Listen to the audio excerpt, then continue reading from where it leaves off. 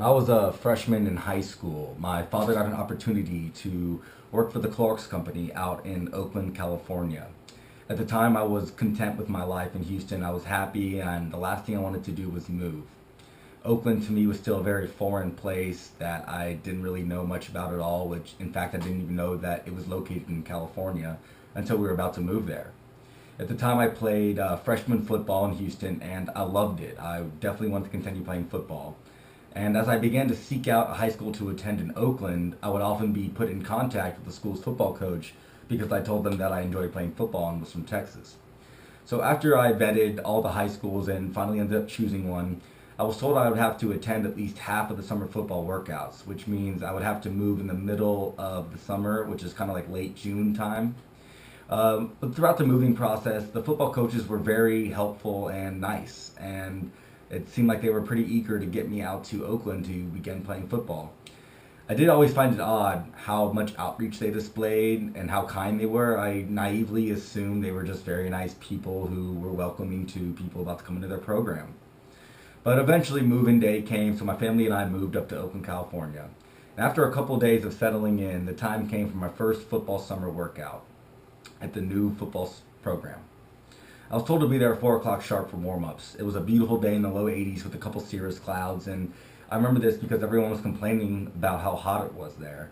And it's about 20 degrees average cooler per day coming from Texas, so it felt like a Caribbean beach vacation for me. I was loving it. I remember walking down to the turf field and seeing a lot of really big guys stretching, getting ready for the workout. And I remember hoping I was in the right place.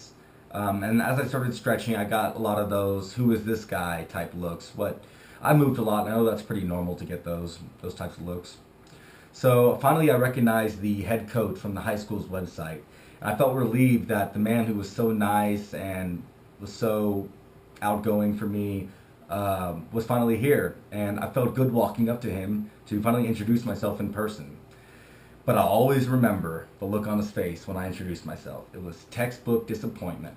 I think he had watched a lot of Friday Night Lights and expected huge 20-something-year-old actor type looking guys who live complete football lifestyles. But that wasn't me. I was not a big football player. I was your average, not so big, 15-year-old teenager looking guy with mediocre football skills, which was evident through my freshman football background. But before I moved, I ran over the moment of meeting the coach in my head over and over again. I imagine it would be, or I imagine it would have been a pleasant exchange between us, and things just would have taken off from there. It would have made me feel a lot more comfortable in the school because I would have now known people walking in on the first day, which makes it a lot easier to walk in. But it's still very easy for me to put myself right back in that situation when I think back on it.